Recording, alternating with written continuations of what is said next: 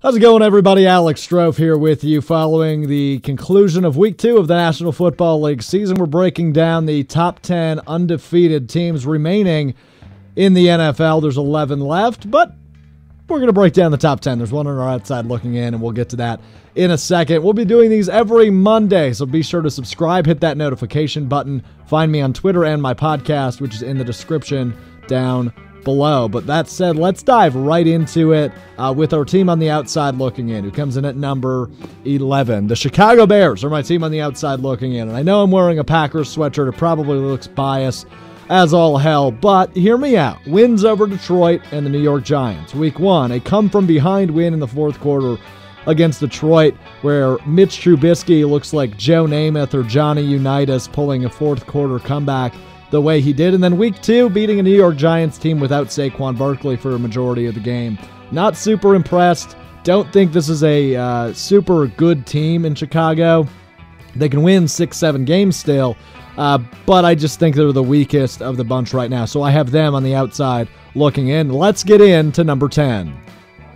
Number 10. That is the Tennessee Titans for me, with wins over Denver and Jacksonville in back-to-back weeks. Both of those wins narrow. The biggest margin of victory was 3 points. The other was 2 against Denver in Week 1. Improvement on offense, going from scoring 16 points to 33. That's good improvement from week to week. But you also downgraded in opponents, right? You went from Denver, who I think could still be a playoff team in the AFC, to Jacksonville, who probably won their only game of the season already. So Tennessee, not super convincing. Derrick Henry's had a good start to the season. For a team that's coming off of an AFC championship run a year ago, kind of an underwhelming start for the Titans. I expect them to improve, but they come in at number 10 for me right now.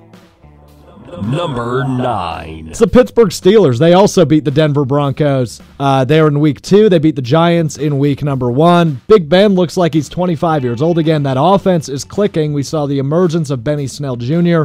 in Week number 1. He had obviously a step back in Week number 2, but overall a good start for Pittsburgh. I like what they're doing through 2 weeks. If they're healthy, they're still a top 10 team.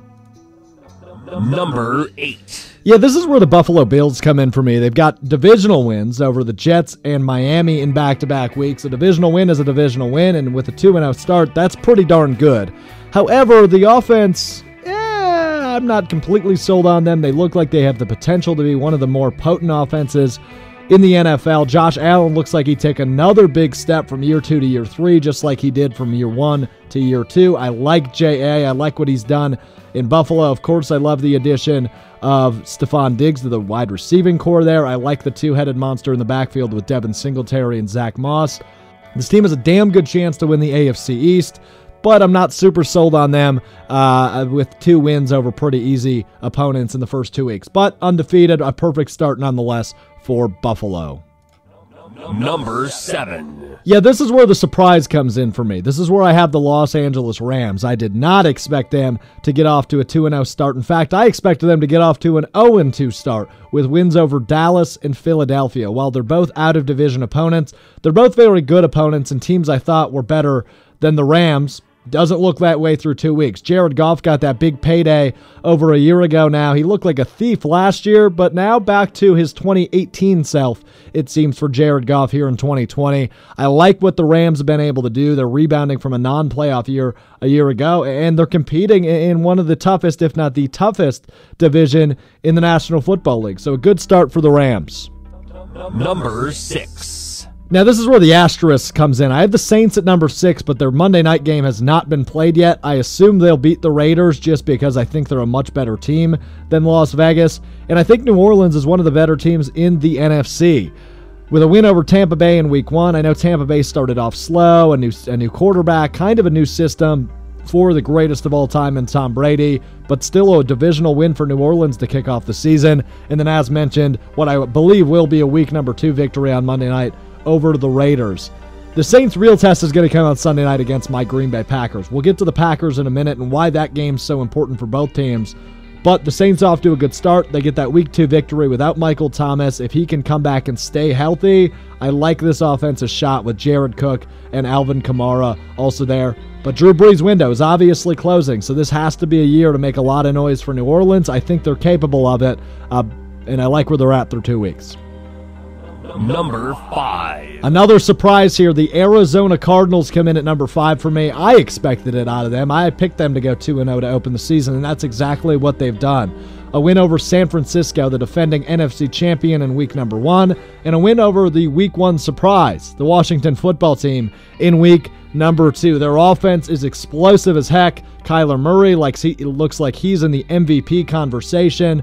The addition of DeAndre Hopkins has proved huge for Kyler Murray and that Cardinals offense. Kenyon Drake on a contract here has performed well through 2 weeks. I really don't have a dig at Arizona through 2 weeks. They're one of the best teams I've seen, and I really, really like their chances in the most competitive division in the NFL.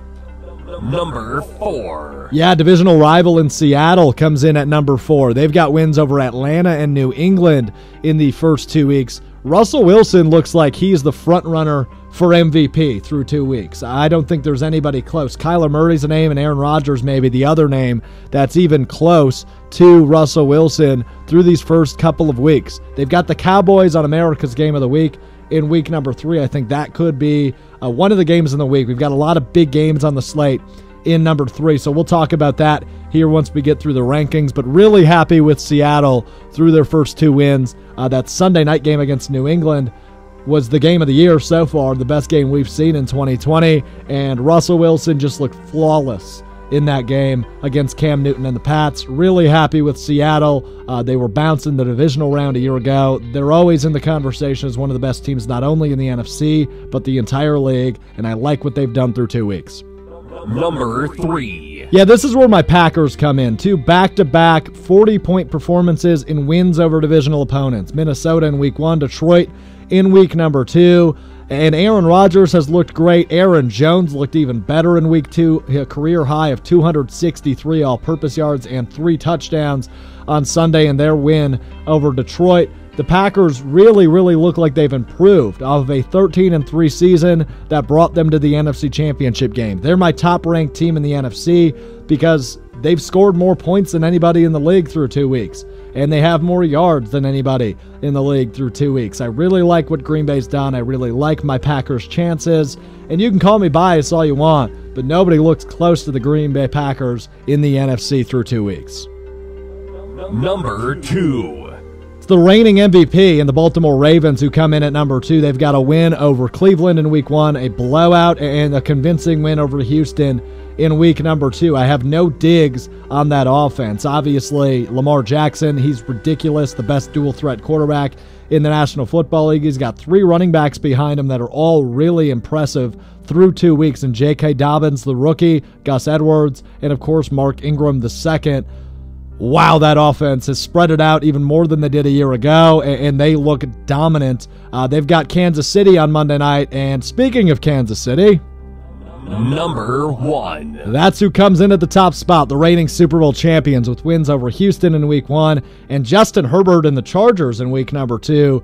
Patrick Mahomes looks fantastic. That offense looks fantastic with the addition of rookie running back Clyde Edwards-Helaire, and the receiving core is as good as it's been the past 3 seasons. So I've got no knock on Kansas City. They look like the favorites to win the Super Bowl again in 2020. Not only before the season were they the favorites, through 2 weeks, they remain the favorites for me. Nobody looks like they're at that level. So that's why next week's slate is going to be really, really good. Let's get into the top 3 games for next week's slate.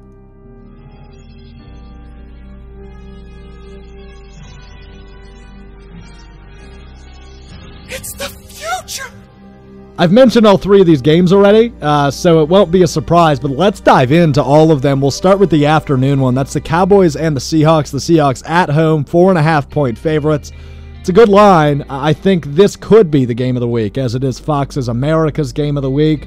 I like Seattle's chances at home, sitting at 2-0, but Mike McCarthy and the Cowboys, a come-from-behind win against Atlanta in week number 2. They get the loss in week number 1 against the LA Rams, as mentioned earlier. I think the Dallas Cowboys need a big momentum win. I think they'll be able to do it here in week number 3. But as I said, Seattle, a top 5 team for a reason in my rankings. They look that good. I will take Seattle, but not the line. I think they win by 3 over Dallas on Sunday. The game after that, the Sunday night game, the Packers visit the Saints, 2 undefeated teams, we assume, in the NFC.